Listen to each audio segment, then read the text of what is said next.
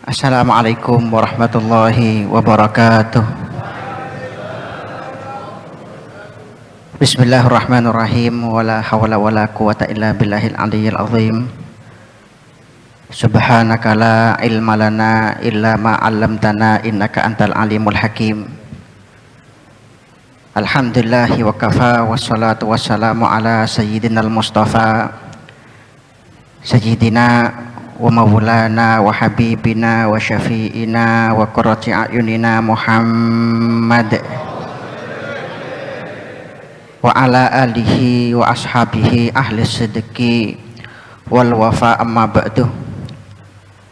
Hadratal muhtaramin yang saya hormati segenap para habaib, para alim ulama, para kiai, para ustadz, tokoh agama, tokoh masyarakat setempat.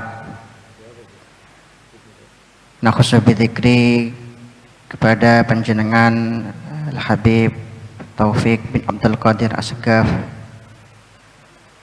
kepada para kiai dari Pondok Pesantren Sidogiri, Pondok Pesantren Besuk, dan dari seluruh pondok pesantren yang ada di Jawa Timur ini yang hadir pada ziarah kubra di sore hari ini. Tidak saya sebut nama satu persatu, namun tidak mengurangi rasa hormat dan rasa ta'zim kaula dumateng panjenengan sedanten.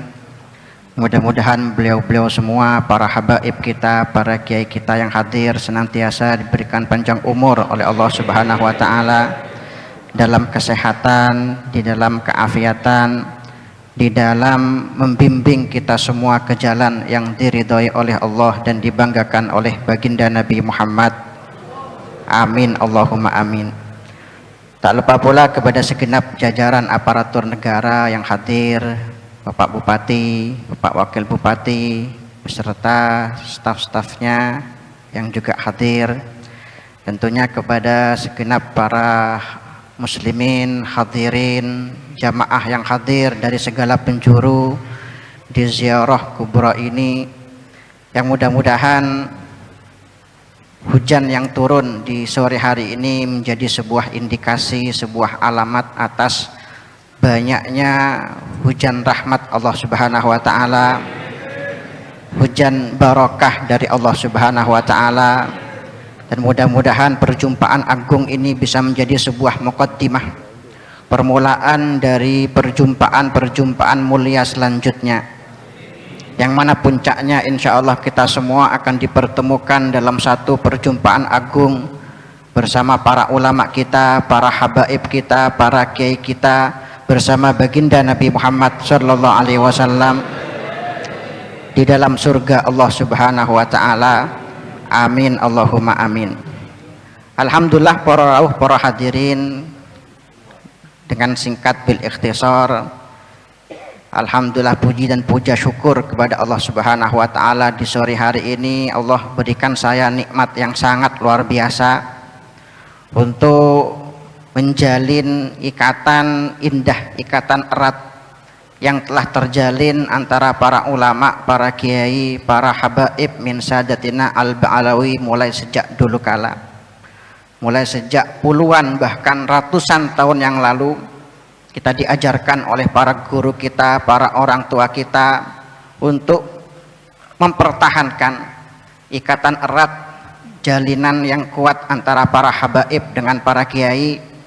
Maka dari itu saya sering menyampaikan, selama ini saya termasuk lantang bersuara di dalam membela para habaib min sadatina al-Ba'alawi. Saya katakan, saya tidak lain tidak bukan hanya mengamalkan pesan baginda Nabi Muhammad sallallahu alaihi wasallam yang pernah menyampaikan, inna abarral birri ayyasil rajulu ahla wuddi abihi, bahwa kata Kanjeng Nabi, bakti terbaik itu adalah ketika seorang anak, seorang generasi penerus itu menjalin kembali ikatan yang telah terjalin di antara para orang tuanya, di antara para pendahulunya.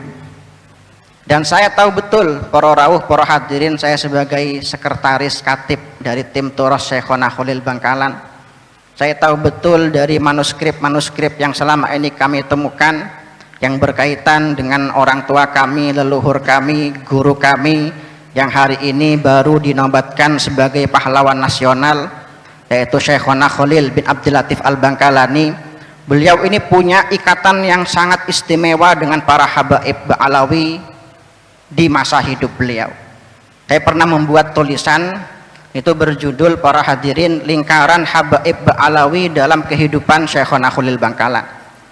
Di sana jelas datanya ditulis oleh Syekh Yasin bin Isa Al-Fadani, banyak sekali, belasan atau mungkin puluhan habaib yang pernah berguru kepada Syekhona Khalil Bangkalan, termasuk kakek dari Habib Jindan Al-Habib Salim, Habib Salim bin Ahmad bin Jindan, ya, dan termasuk banyak para habaib yang lain yang jumlahnya saya tulis ada sekitar 20 habaib, itu semuanya pernah berguru kepada Syekhona Khalil Bangkalan.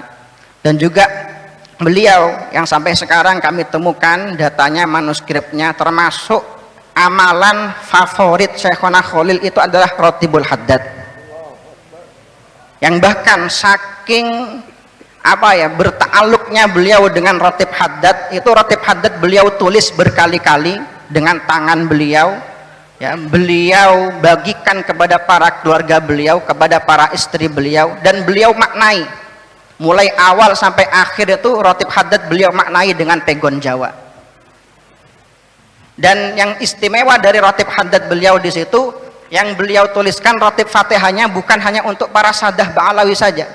Di situ ada tertib Fatihah untuk tentunya Sahib Rotib Al-Faqih Al-Habib Abdullah bin Alawi Haddad. Ada juga Fatihah tentunya untuk Al-Imam Al-Faqih Al-Muqaddam Muhammad bin Alawi Ba'alawi wa usulihi wa furu'ihi. Juga di situ beliau tambahkan Rotib Fatihah untuk para aulia yang lain, termasuk di situ yang beliau tulis adalah untuk Syekh Ibrahim Al-Bajuri, yang juga konon juga merupakan salah satu guru dari Syekhona Khalil Bangkalan. Ini mengajarkan kepada kita para hadirin, para rawuh, dari tertib Fatihah yang beliau tulis sendiri kepada Abdul Qadir Al-Jilani, Syekh Abdul Hasan Asy-Syadzili, As-Said Ahmad Ar-Rifai, bahwa kita, ya, golongan Ahlus Sunnah wal Jamaah, manhaj kita mulai sejak dulu ini adalah mencintai orang-orang soleh, orang-orang alim, aina makanu haitsu makanu, dimanapun dan dari manapun mereka berada,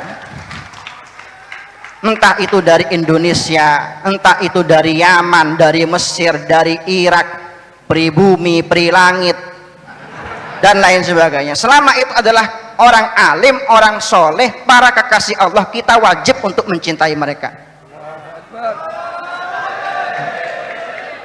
Maka para hadirin, para rawuh, yang juga sampai sekarang masih saya ingat, itu adalah surat yang sangat indah sekali, ya, saling surat menyurat antara Syekhona Khalil dengan para habaib pada waktu itu.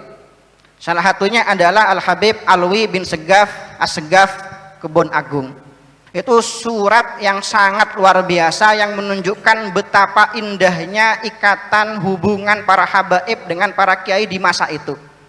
Yang sampai dalam surat itu, ya, yang saya pahami surat itu adalah surat dari Habib Alwi melalui Kiai Yasin bin Rais, ya, yang ketika itu memberikan kalimat penguat, ya, Syekhona Khalil waktu itu sedang ditimpa musibah, dan dikirimlah surat oleh Habib Alwi untuk menguatkan Syekhona Khalil, untuk menghibur Syekhona Khalil, saling menguatkan satu sama lain, saling bertawaduk satu sama lain, saling menghormati, menghargai satu sama lain.